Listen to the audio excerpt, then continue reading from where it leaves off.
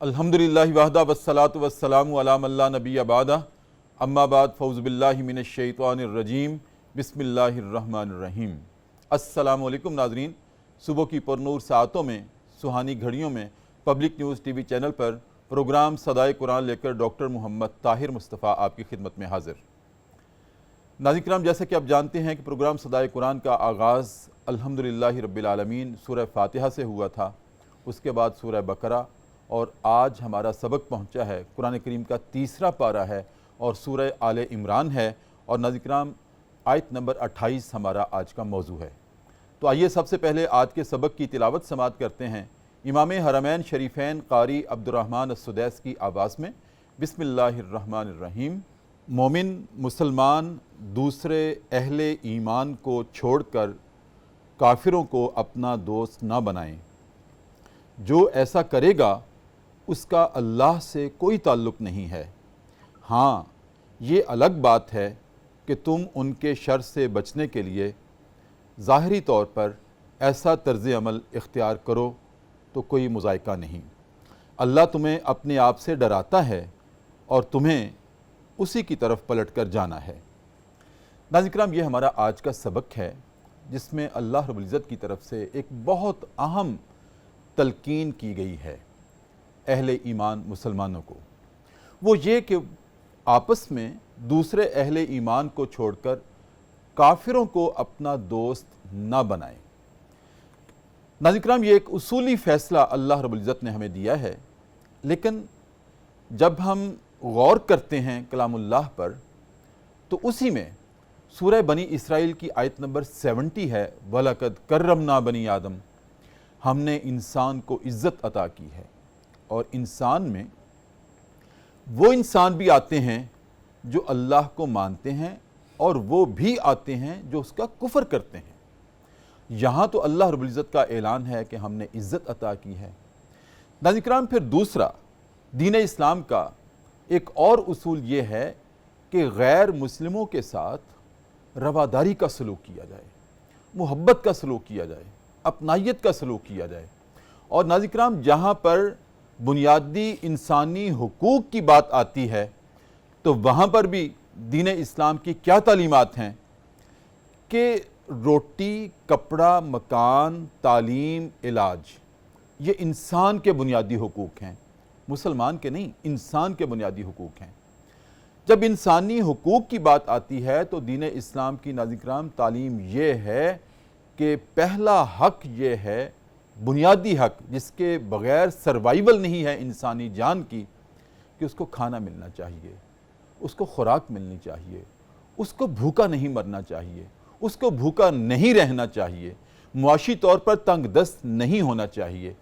تو ناظرین کرام، یہاں پر تو دین اسلام کی تعلیم یہ ہے کہ اگر ایک مسلمان بھوکا ہے تو اس کو بھی کھانا ملنا چاہیے، غیر مسلم بھوکا ہے تو اس کو بھی کھانا ملنا چاہیے۔ یہاں تو تلقین یہ ہے۔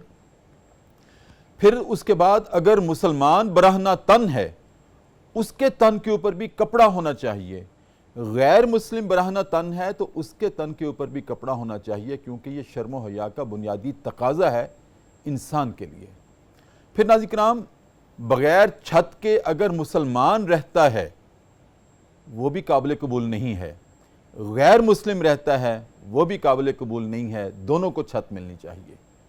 چوتھی بات ناظرین کرام یہ ہے انسانی بنیادی حقوق میں جن کی دین اسلام فیور کرتا ہے، اس کا علم بردار ہے، وہ یہ کہ اگر مسلمان بیمار ہے تو اس کا بھی علاج ہونا چاہیے، غیر مسلم بیمار ہے تو اس کا بھی علاج ہونا چاہیے۔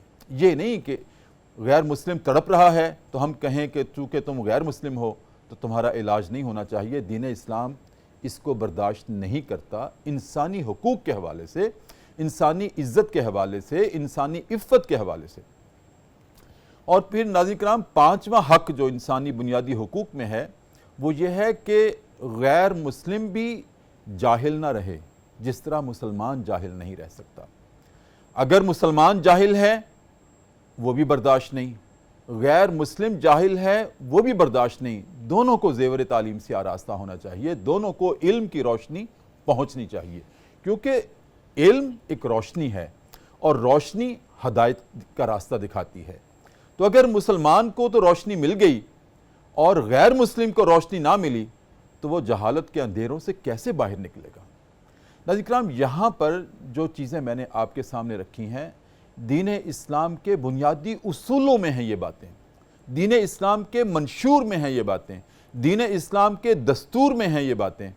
اب یہ جتنی بھی چیزیں میں نے آپ کے سامنے رکھی ہیں، جتنے اصول میں نے آپ کے سامنے رکھے ہیں دین اسلام کے ہیں، ان تمام میں آپ دیکھیں کہ غیر مسلموں کے ساتھ محبت کا سلوک ہے، بنیادی حقوق کی فراہمی کے لیے احساس کا درس ہے۔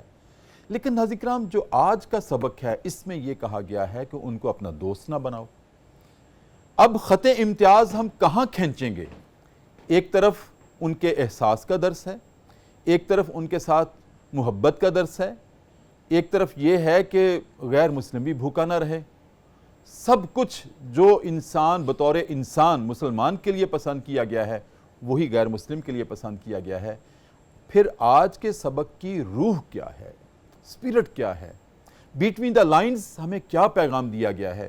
ناظرین کرام، اس پہ آج ہم گفتگو کریں گے پروگرام صدائے قرآن میں، اور بڑی اہم گفتگو ہونے والی ہے، آپ نے کہیں نہیں جانا۔ ناظرین کرام، اس موضوع پہ گفتگو کرنے کے لیے جو آج ہمارے مہمان ہیں پروگرام صدائے قرآن میں، میری دائیں جانب تشریف رکھتے ہیں ناظرین کرام صاحبزادہ سید منیر علی گیلانی۔ ماشاءاللہ آپ روحانی شخصیت بھی ہیں، علمی شخصیت بھی ہیں آپ، اور دانشور بھی ہیں۔ ناظرین کرام، آپ سجادہ نشین ہیں خانقاہ عالیہ حضرت خواجہ نبی شاہ گیلانی رحمۃ اللہ علیہ میاں میر لاہور کے۔ اس کے علاوہ آپ مرکزی کوارڈینیٹر ہیں مشائخ اتحاد کونسل پاکستان کے۔ السلام علیکم ورحمۃ اللہ۔ وعلیکم السلام ورحمۃ اللہ۔ شاہ صاحب خوش آمدید، الحمدللہ۔ کیسے مزاج ہیں؟ الحمدللہ، بہت شکریہ، صدائے قرآن آپ اپنے گھر میں تشریف لائے۔ شکریہ۔ اور ناظرین کرام، میری بائیں جانب تشریف رکھتے ہیں ہمارے نوجوان اسکالر صدائے قرآن کے، ماشاءاللہ جن کو اللہ رب العزت نے جوانی میں علم کی جولانی عطا کی ہے۔ ماشاءاللہ محقق بھی ہیں آپ، مصنف بھی ہیں آپ، مؤلف بھی ہیں، لفظوں سے کھیلتے ہیں ماشاءاللہ۔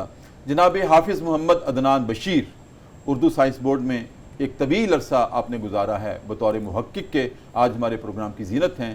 السلام علیکم ورحمۃ اللہ۔ السلام ورحمۃ اللہ۔ بہت کیسے ہیں آپ صاحب؟ بہت ٹھیک ہیں؟ بہت شکریہ، جزاکم اللہ۔ شاہ صاحب، مقدمہ میں نے آج کے پروگرام کا آپ کے سامنے رکھا، اور میں نے اپنی ابتدائی گفتگو میں دونوں چیزیں آپ کے سامنے رکھ دی ہیں۔ جی بالکل۔ دین اسلام کے دونوں پیغام آپ کے سامنے رکھ دیے ہیں۔ کبھی بھی دین اسلام برداشت نہیں کرتا، کیونکہ اللہ کا بھی اعلان ہے کہ ہم نے انسان کو عزت عطا کی ہے، اور جیسے میں نے عرض کیا کہ انسانوں میں وہ تمام انسان بھی آتے ہیں جو اللہ کو مانتے ہیں، اس کے سامنے سجدہ ریز ہوتے ہیں، اور وہ بھی آتے ہیں جو اس کے سامنے سجدہ ریز نہیں ہوتے۔ اللہ ان کو بھی عزت بھی عطا کر رہا ہے، سانس لینے کے لیے ان کو ہوا بھی دے رہا ہے، تمام جو زندگی کی بقا کے لیے لوازمات ہیں اللہ رب العزت ان کو دے رہا ہے۔ جی بلکہ وہ حضرت ابراہیم علیہ السلام مجھے یاد آتے ہیں کہ جب ان کے دسترخوان پہ ایک غیر مسلم بیٹھا تو اس نے اللہ کا نام نہیں لیا، تو انہوں نے بازو پکڑ کے اٹھا دیا، تو اللہ رب العزت نے وحی بھیجی، ابراہیم یہ کیا کیا ہے؟ ابراہیم ذرا اس کے سفید بالوں سے، اس کی ڈھلکتی ہوئی سکن سے، اس کے نکلے ہوئے کب سے اس کی عمر کا تو اندازہ کرو۔ تم صرف اس لیے اس کو کھانا کھلانے سے انکاری ہو گئے کہ وہ آپ کے خدا کو نہیں مانتا؟ ابراہیم، میں آپ کا بھی خدا ہوں، اس کا بھی خدا ہوں۔ دیکھو ذرا اس کے سفید بالوں سے کہ کتنی عمر ہوگی اس کی۔ پھر کہا ابراہیم تمہیں کیا معلوم، 100 برس سے زیادہ ہے اس کی عمر، اور 100 برس سے میں اس کو رزق دے رہا ہوں، حالانکہ وہ مجھے نہیں مانتا، بت پرست ہے، بتوں کو سجدہ کرتا ہے۔ تو شاہ صاحب، ایک طرف یہ تلقین ہے اللہ رب العزت کی، ایک یہ ہے کہ ان کو اپنا دوست نہ بناؤ۔ اب ہم تطبیق کیسے کریں گے؟ اعوذ باللہ من الشیطان الرجیم، بسم اللہ الرحمن الرحیم۔ اللہم صلی علی سیدنا و مولانا محمد وعلی آل سیدنا و مولانا محمد وبارک وسلم علیہ۔ سب سے پہلے ڈاکٹر طاہر مصطفیٰ صاحب، آپ کو میں تہہ دل سے آپ کا مشکور ہوں، آپ نے مجھے دعوت دی اور اس کا ایک حصہ بنایا جو آپ کا صدائے قرآن پروگرام چل رہا ہے۔ یہ آپ کو مستقل دعوت ہے اور مستقل حصہ ہے۔ تو صدائے قرآن میں پبلک نیوز اور آپ کی ٹیم جو ہے ان سب کو میں شکریہ ادا کرتا ہوں اور خراج تحسین پیش کرتا ہوں کہ اتنا بڑا پروگرام جو کہ پوری دنیا میں دیکھا جا رہا ہے اور ایک درس قرآن کی حیثیت سے چل رہا ہے، مطلب ایک آیت یا 2 آیت روزانہ لے کے آپ چل رہے ہیں، بہت بڑی آپ ڈیوٹی ادا کر رہے ہیں۔ اللہ تعالیٰ آپ کو کامل و اکمل کرے اور اللہ تعالیٰ ہمیشہ آپ کو سلامت رکھے۔ ڈاکٹر صاحب آپ نے جب بھی سٹارٹ کیا اس انداز سے آیت کو سٹارٹ کرتے ہیں کہ ہماری اندر کی جو گریں ہیں نا دماغ کی وہ کھلنا شروع ہو جاتی ہیں۔ یہ بھی ایک فیض ہے، اللہ رب العزت کا کلام کے اندر طاقت ہی اتنی ہے۔ تو آپ نے جو فرمایا سورہ بقرہ کی سورہ آل عمران کی آیت نمبر جو 28 آپ نے تلاوت فرمائی، میں سمجھتا ہوں کہ سب سے پہلے اس آیت سے پہلے ایک اور سورہ بقرہ کی ایک آیت ہے 83، جی وہ ہے وَقُولُوا لِلنَّاسِ حُسْنًا، کہ اور انسانوں کے ساتھ، لوگوں کے ساتھ خوش اسلوبی سے بات کی۔ بالکل، یہ بھی شامل ہے۔ دیکھیں اب ہم نے تو یہ دیکھنا کہ اس آیت کے اندر تو اللہ رب العزت فرما رہے ہیں کہ مومنوں کو چھوڑ کر کافروں سے دوستی نہ کرو، جی جی سیدھی سیدھی ایک بات بتائی جا رہی ہے، ہاں جی، واضح کیا جا رہا ہے، لیکن ایک طرف تو اللہ رب العزت انسانوں سے سب کے ساتھ خوش خلقی کے ساتھ پیش کہ آؤ، سب کے ساتھ خوش اسلوبی سے بات کرو، سب کے لیے احساس رکھو۔ احساس رکھو۔ تو انسانیت کا پیغام، اسلام تو پوری انسانیت کا ہے، امن کا دین ہے، سلامتی کا دین ہے، صحیح۔ یہ تو پیغام دیتا ہے۔ جیسے آپ فرما رہے تھے کہ جو معاشی معاشرتی جتنی ضروریات ہے وہ سب انسانوں کی ہے، وہ مسلمان ہوں یا غیر مسلم ہوں، تو ان کے لیے پورا کرنا ہوتا ہے۔ باقی اس آیت کے توسط میں سے تھوڑا سا بات کروں گا کہ اس میں امام طبری نے ایک روایت اپنی سند کے اندر لکھا ہے کہ امام بخاری روایت کرتے ہیں کہ حضرت نبی پاک صلی اللہ علیہ وسلم نے فرمایا کہ حضرت علی نے کس سے روایت کی ہے کہ حضرت علی فرماتے ہیں کہ مجھے اور اپنا وہ ابن زبیر تھے اور ایک اور صحابی تھے، ہمیں نبی پاک صلی اللہ علیہ وسلم نے فرمایا کہ آپ ایک روضہ خاک مدینہ اور مکہ کے درمیان ایک مقام کا نام ہے، وہاں چلے جاؤ اور وہاں ایک عورت ہے وہ مسافر ہے، اس کے پاس چلے جائیں اور وہاں پہ اس کے پاس ایک خط ہے وہ لے آئیں۔ اچھا، تو اسی وقت وہ گئے اور وہاں پہنچے، گھوڑے دھڑائے اور وہ اس عورت کے پاس پہنچے اور اس عورت مسافرہ جو تھی اس کو کہا کہ جی تمہارے پاس جو خط ہے وہ ہمیں دے دو، تو کہنے لگی کہ نہیں میرے پاس تو کوئی خط نہیں ہے۔ بہرحال وہاں پہ تھوڑا سا گرم جوشی سے بات کی گئی تو عورت ڈر گئی، اس خوف سے اس نے اپنے بالوں کی گتھی سے خط نکالا، اچھا، اور وہ جو خط تھا وہ حاتم بن ابی کا تھا۔ حاتم بن ابی وہ صحابی رسول تھے جو نبی پاک صلی اللہ علیہ وسلم کے پاس تھے، تو وہ جب خط پکڑا اور وہ نبی پاک صلی اللہ علیہ وسلم کے پاس لے گئے، وہاں جا کے جب دیکھا آپ سرکار دو عالم صلی اللہ علیہ وسلم نے خط کو کھولا تو اس میں یہ حاتم بن ابی جو تھا ان کا وہ پیغام دیکھا تو اس میں یہ لکھا تھا کہ وہ مکہ کے مشرکین کو نبی پاک صلی اللہ علیہ وسلم کے جو اقدامات تھے اس کی پیغام دیا جا رہا تھا، ان کو ایک شکایت کے طور پر یا آپ کہہ سکتے ہیں کہ ایک بغاوت کے طور پر یہ کام کیا جا رہا تھا، جاسوسی کہہ سکتے ہیں۔ تو وہاں پہ نبی پاک صلی اللہ علیہ وسلم نے حاتم کو بلایا اور فرمایا کہ یہ کیا معاملہ ہے، تو اس پہ وہ صفائیاں دینے لگے، تو اس پر حضرت عمر فاروق رضی اللہ تعالیٰ عنہ پاس تھے، تو انہوں نے گرم جوشی میں آپ سرکار کو کہا کہ جلال میں کہ یا رسول اللہ اگر آپ حکم کریں تو میں اس منافق کی گردن اڑا دوں، تو آپ سرکار دو عالم صلی اللہ علیہ وسلم نے منع فرما دیا۔ کیوں؟ وہ اس لیے منع فرمایا، آپ سرکار نے فرمایا، یہ امام بخاری کی بخاری شریف میں ہے حدیث ہے، میں اس کا مفہوم بیان کر رہا ہوں، تو انہوں نے فرمایا کہ یہ جو حاتب ہے یہ جنگ بدر میں اس نے حصہ لیا تھا، اور جنگ بدر میں اللہ رب العزت کا ایک پیغام ہے کہ جو بدر کے اندر تھے وہ بخشے گئے ہیں، سبحان اللہ، تو اس پر یہ پھر اس کو معاف کر دیا گیا۔ تو اس پر بتایا جا رہا، مفسرین جو کہتے ہیں کہ اس پر یہ آیت جو ہے وہ نازل کی گئی تھی۔ صحیح، آپ صاحب سے بھی رائے لیتے ہیں۔ آپ صاحب اسی تناظر میں کیا کہیں گے؟ بسم اللہ الرحمن الرحیم۔ ایک طرف تو اپنائیت کا درس ہے، احساس کا درس ہے، رواداری کا درس ہے، اور دوسری طرف ان کو دوست نہ بناؤ۔ بسم اللہ الرحمن الرحیم، الحمدللہ رب العالمین وبہ نستعین والصلاۃ والسلام علی رسولہ الکریم۔ بہت اہم موضوع ہے، اور ہم جو ہے نا وہ شش و پنج میں مبتلا ہیں کہ ایک طرف اسلام جانوروں کے حقوق کی بات کرتا ہے، کتے کو پانی پلانے پر جنت کی بشارت دیتا ہے، وہاں پر یہ خط امتیاز اور حد فاصل کیوں کھینچی گئی ہے؟ واضح انداز میں کہا گیا ہے کہ ایمان والے اہل کفار کو دوست نہ بنائیں۔ سر اس میں بنیادی گزارش یہ ہے کہ ولی جو ہے بہت بڑا ٹائٹل ہے۔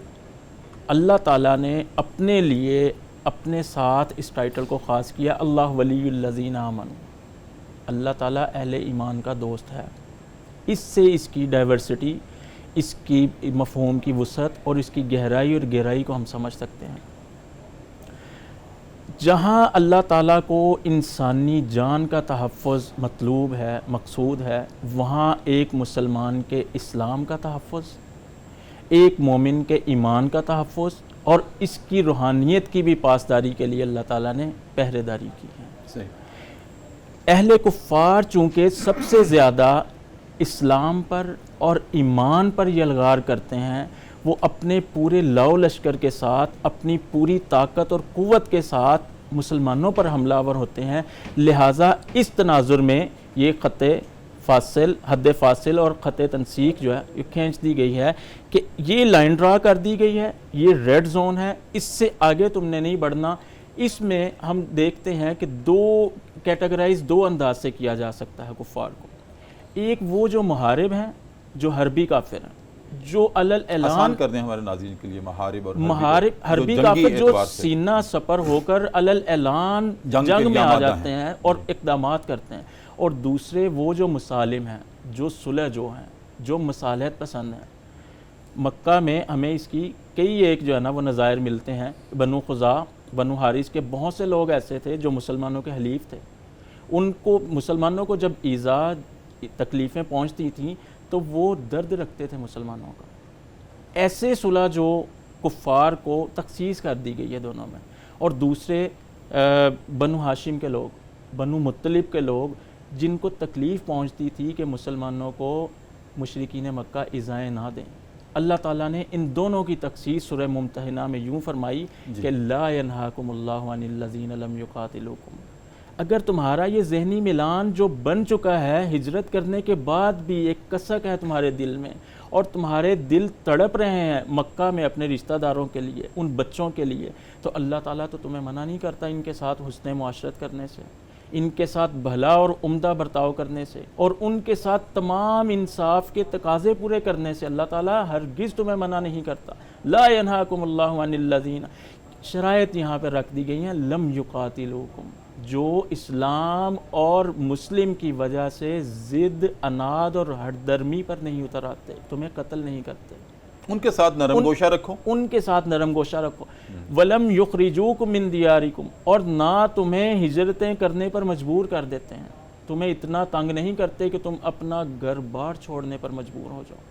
اور تیسرے وہ ہیں جو نہ خود تمہارے خلاف اعلان جنگ کرتے ہیں اور نہ کفار کو ان کے پشتیبان بنتے ہیں، نہ مشورے میں، نہ رائے میں، اور نہ اپنا اسلحہ فراہم کرنے میں کسی بھی طرح کی ان کی معاونت نہیں کرتے۔ اللہ تعالیٰ ایسے لوگوں کے ساتھ تمہیں حسن معاشرت سے اور بھلا اور عمدہ برتاؤ کرنے سے منع نہیں کرتے، ان کے ساتھ تم کر سکتے۔ سورہ ممتحنہ میں اللہ نے بڑی وضاحت اس کی فرما دی۔ ٹھیک ہے، آپ کی اجازت سے وقفہ ایک لے لوں؟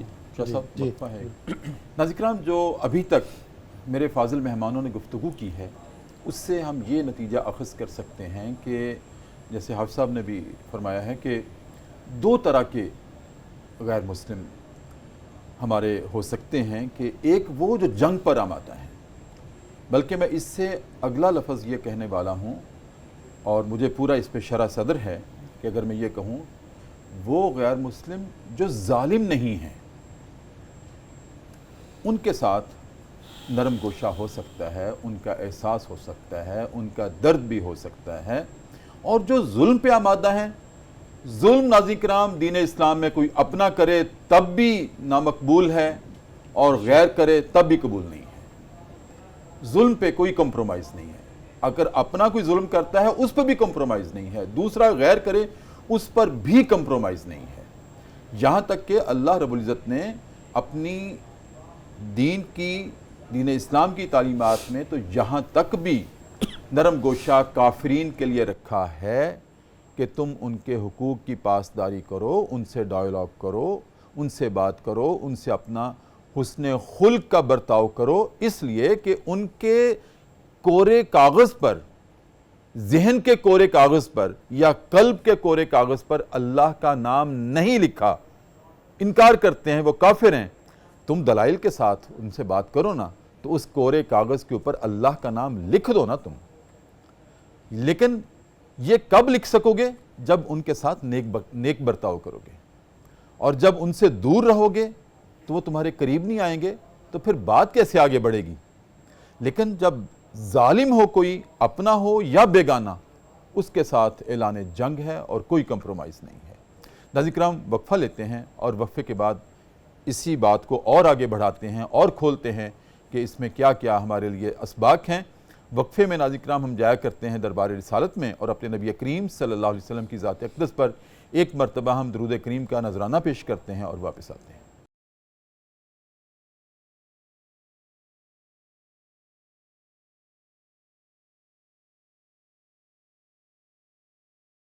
وقفے کے بعد ناظرین کرام دوبارہ آپ کی خدمت میں حاضر ہیں۔ صبح کی پرنور ساعتیں ہیں، پبلک نیوز ٹی وی چینل ہے، ہمارا پروگرام ہے صدائے قرآن، جس میں قرآن اپنی صدا دیتا ہے ناظرین کرام آپ کو۔ اور یہ صدا شروع کی تھی ہم نے الحمد سے، اور پھر اسی سفر پر بغیر کسی ایک بھی آیت کو مس کیے ہوئے ہمارا سفر جاری ہے۔ قرآن کی ہر آیت آپ کو روزانہ اس وقت صدا دیتی ہے، قرآن کا ہر حرف آپ کو صدا دیتا ہے، اور اب ضرورت اس بات کی ہے کہ آپ کتنا لبیک کہتے ہیں۔ ناظرین کرام، آج ہمارا سفر پہنچا ہے، سورہ آل عمران ہے، قرآن کریم کا تیسرا پارہ ہے، پوری ترتیب اور تسلسل کے ساتھ، اور آیت نمبر 28 ہے، جس میں اللہ رب العزت نے یہ ارشاد فرمایا ہے کہ مومن دوسرے مومنین کو چھوڑ کر کفار کو اپنا دوست نہ بنائیں۔ شاہ صاحب، ایک کافر، جیسے ابھی بات ہوئی وقفے سے پہلے، ایک ہے عام کافر، ایک ہے ظالم کافر۔ تو ظالم کے ظلم کے ساتھ اللہ کا کمپرومائز نہیں ہے، اس کے ساتھ پھر کہا ہے کہ ظلم کو جڑ سے اکھاڑ دیا جائے، اپروٹ کر دیا جائے۔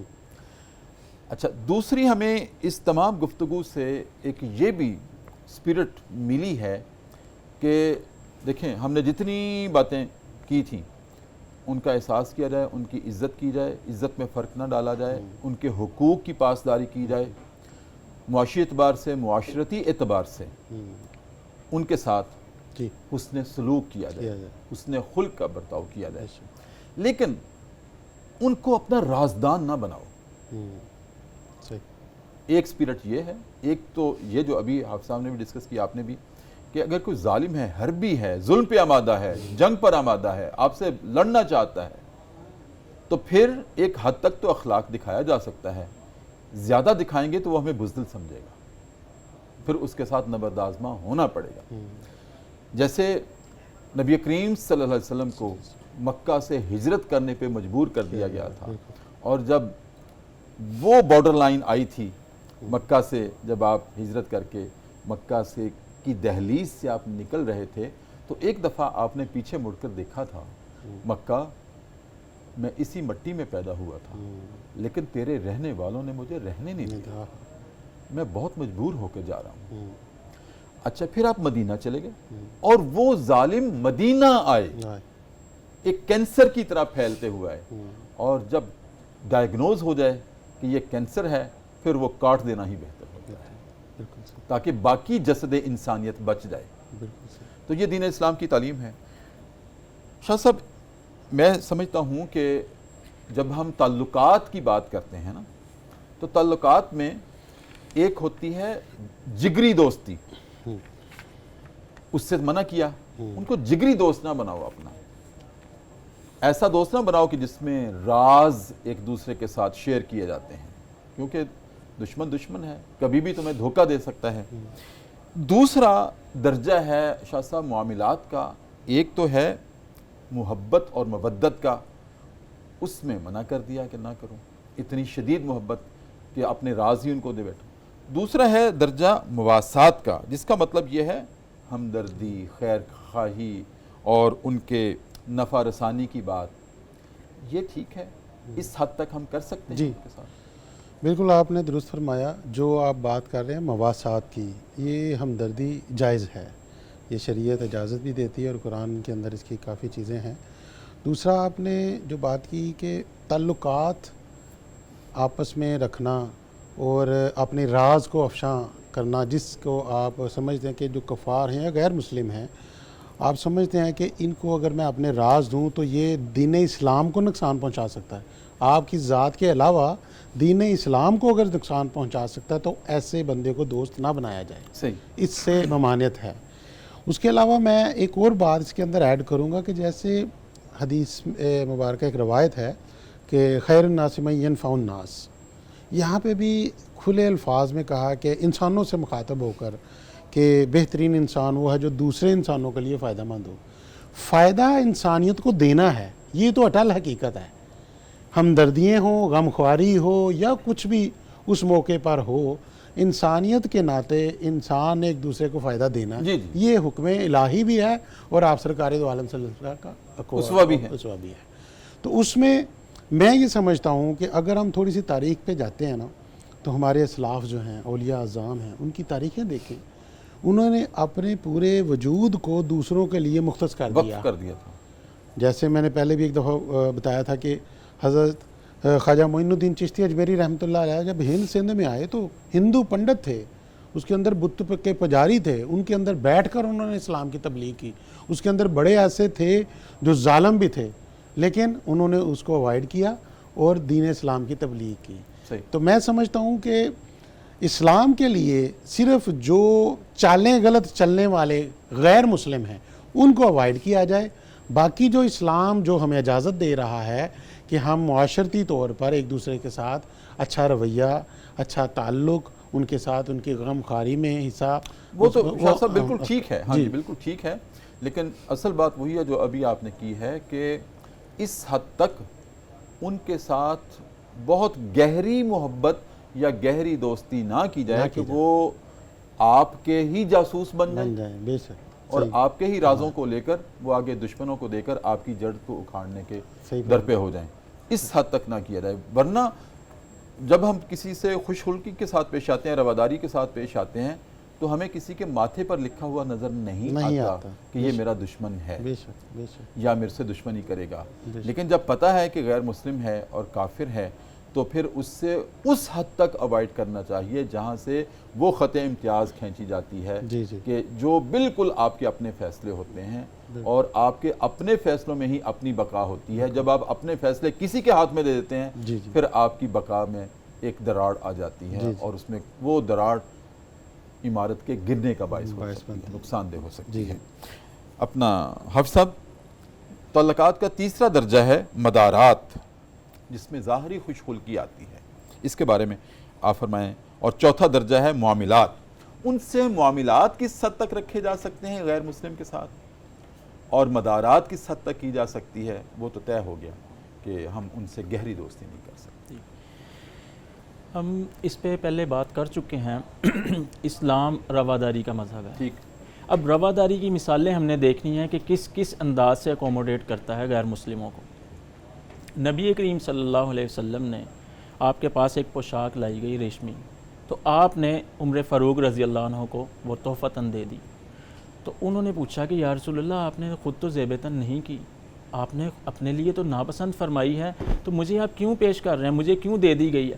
تو آپ نے فرمایا میں نے تجھے اس لیے دی ہے تو اس کو بیچ دے یا کسی اور کو دے دے. تو انہوں نے اپنے سگے بھائی کو جو مکہ میں موجود تھا اور وہ نان مسلم تھا، کافر تھا، اس کو بطور تحفہ بھیجی. پھر اسماء رضی اللہ عنہ نبی صلی اللہ علیہ وسلم کے پاس آتی ہیں. نبی صلی اللہ علیہ وسلم کے پاس آتی ہیں اور آ کے دریافت کرتی ہیں کہ یا رسول اللہ، میری والدہ مجھ سے شدید محبت کرتی ہیں، میں چونکہ اسلام قبول کر چکی ہوں اور وہ غیر مسلمہ ہے، تو یا رسول اللہ میرے لیے کیا ہدایات آپ جاری کر رہے ہیں؟ افاصلھا، کیا میں اس کے ساتھ صلہ رحمی کروں؟ آپ نے فرمایا صلی امی کی، اپنی ماں کے ساتھ صلہ رحمی کرو. اپنی ماں کے ساتھ، بے شک کافر ہے، اپنی ماں کے ساتھ صلہ رحمی کرو. عبداللہ بن عمر رضی اللہ عنہما بیان کرتے ہیں کہ میرا غلام بکری کو ذبح کر رہا تھا، تو میں نے کہا کہ اس کام سے فارغ ہو کر، یعنی یہ گوشت بنا کر سب سے پہلا جو کام تم نے کرنا ہے وہ قرب و جوار میں جو یہودی ہیں اور وہ تقسیم کرنا ہے ان میں تقسیم کرنا ہے. تو ایک شخص متعجب ہو کے بولا کہ امیر المومنین آپ کیا کر رہے ہیں, آپ ایک یہودی کو تحفہ بھیج رہے ہیں. تو انہوں نے فرمایا کہ رسول اللہ صلی اللہ علیہ وسلم ہمیں پڑوسی کے متعلق اسی طرح وصیت فرمایا کرتے تھے, ان کے ساتھ حسن معاشرت, ان کے ساتھ اعلیٰ اخلاق اور برتاؤ کرنے کی اسی طرح تاکید کیا کرتے تھے. ہمیں یہ خدشہ لاحق ہوتا تھا کہ انہیں وراثت میں سے حصہ دار نہ بنا دیا جائے, اس لیے ہم ان کے ساتھ حسن سلوک, یہاں تک جو ہے نا رواداری کا حسن خلق کی تعلیمات ہیں. جی بالکل ٹھیک. آپ کی اجازت سے ایک وقفہ ہے دوبارہ پروگرام صدائے قرآن میں. ناظرین کرام, وقفہ ہے ایک مرتبہ پھر, اور دوبارہ ہم چلتے ہیں اپنے نبی کریم صلی اللہ علیہ وسلم کی بارگاہ میں اور ذات اقدس پر بڑے والہانہ انداز میں درود کریم کا نذرانہ پیش کرتے ہیں اور واپس آتے ہیں.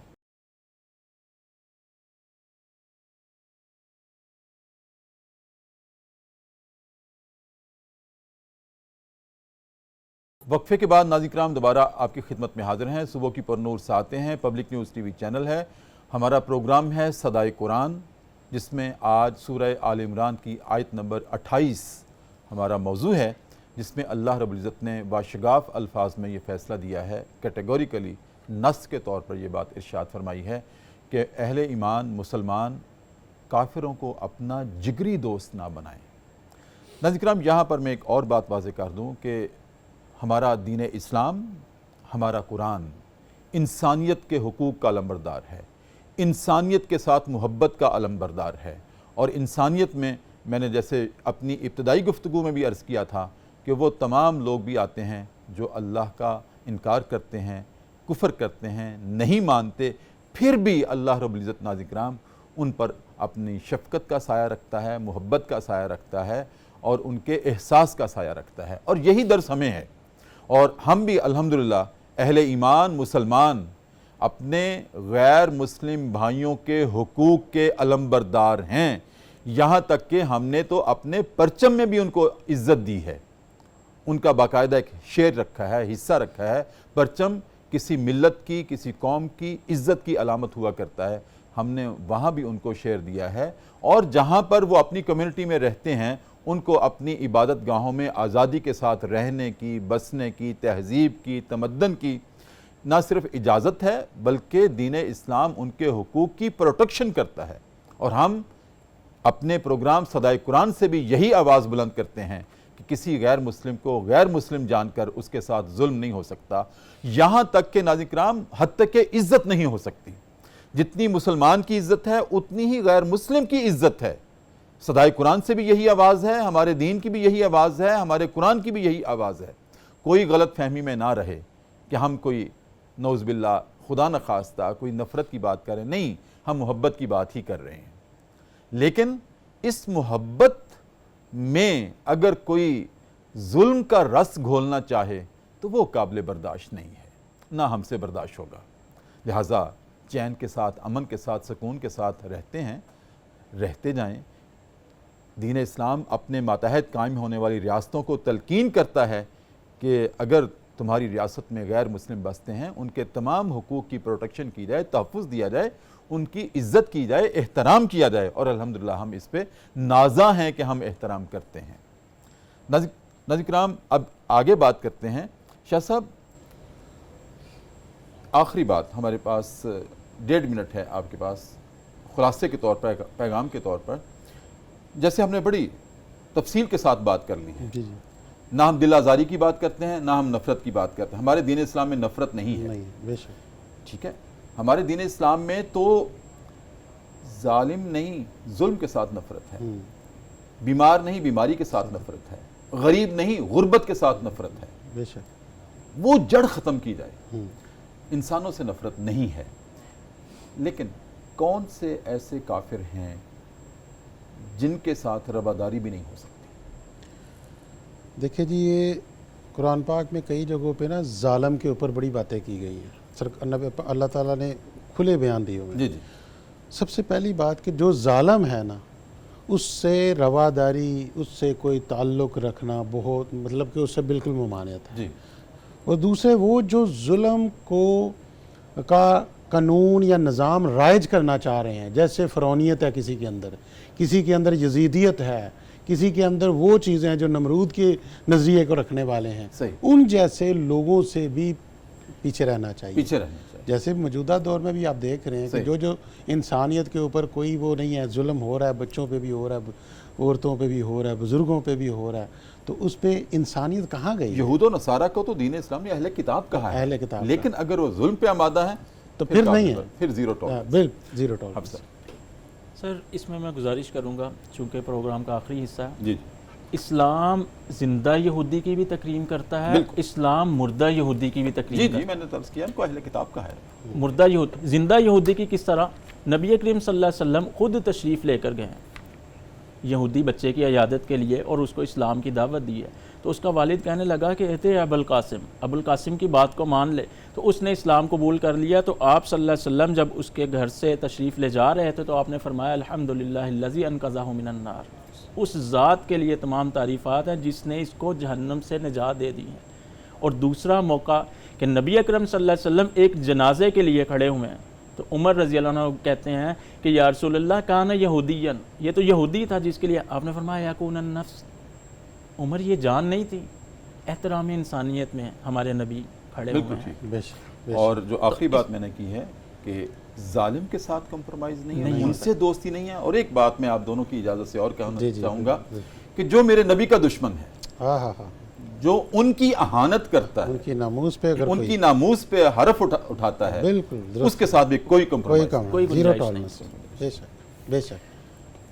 بہت شکریہ شاہ صاحب آپ کی آمد کا، آپ صاحب آپ کی آمد کا بہت شکریہ پروگرام صدائے قرآن میں. ناظرین کرام، اب وقت ہوا چاہتا ہے پروگرام صدائے قرآن میں ذکر صاحب قرآن کا، اور ذکر صاحب قرآن میں ذکر اسماء النبی الکریم کا.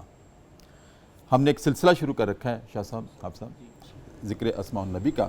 ناظرین کرام، آج جو نبی کریم صلی اللہ علیہ وسلم کے اسماء گرامی آپ کی خدمت میں پیش کر رہا ہوں، جو کہ سیرت کے کھلے دروازے ہیں، ان میں سب سے پہلے ہے سیدنا الحکم صلی اللہ علیہ وآلہ وسلم، جس کے معنی ہیں فیصلہ کرنے والے.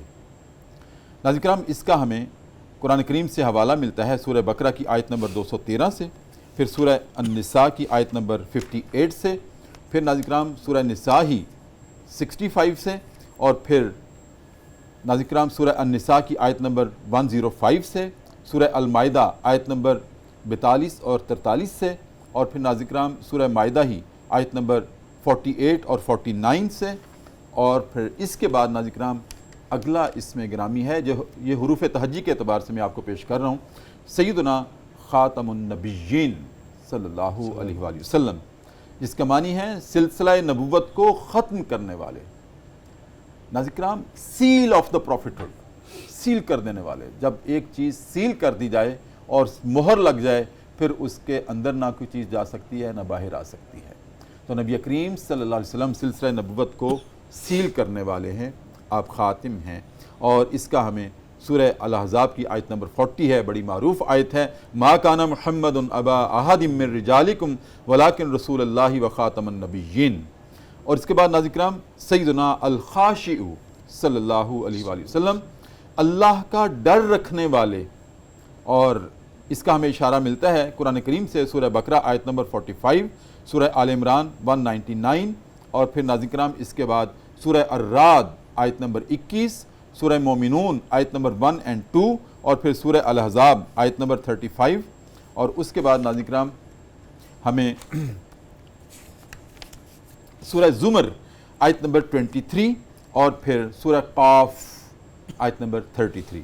اس کے بعد ناظرین کرام ہمارا اگلا نبی کریم صلی اللہ علیہ وسلم کا اسم گرامی ہے سیدنا الخافض وخفض جناحک لمن اتبعک من المؤمنین، سورہ الشعراء ہے، آیت نمبر 215 ہے. اور پھر ناظرین کرام آج کا آخری اسم گرامی نبی کریم صلی اللہ علیہ وسلم کا سیدنا الخلیفۃ صلی اللہ علیہ وآلہ وسلم، جس کا معنی ہے جان نشین. اور ناظرین کرام وَإِذْ قَالَ رَبُّكَ لِلْمَلَائِكَةِ إِنِّي جَاعِلٌ فِي الْأَرْضِ خلیفہ، سورہ بقرہ آیت نمبر 35 ہے. پھر سورہ الانعام ہے، آیت نمبر 165 ہے. پھر ناظرین کرام سورہ النمل ہے، آیت نمبر 62 ہے. تو قرآن کریم کے ان حوالوں سے یہ اسماء گرامی نبی کریم صلی اللہ علیہ وسلم کے اخذ ہوتے ہیں جو آپ کی خدمت میں پیش کر دیے ہیں. تاریخ کا حصہ بنانے کے لیے، ریکارڈ کے لیے آپ کو حوالے بھی دے دیے ہیں قرآن کریم سے. ناظرین کرام اب جس کے جی میں آئے وہی پائے روشنی، ہم نے تو دل جلا کے سریں عام رکھ دیا۔ ناظرین کرام، اسی کے ساتھ آج کا پروگرام صدائے قرآن ختم کرتے ہیں۔ اپنے میزبان ڈاکٹر محمد طاہر مصطفیٰ کو اجازت دیجیے، اپنا بہت خیال رکھیے، اللہ حافظ۔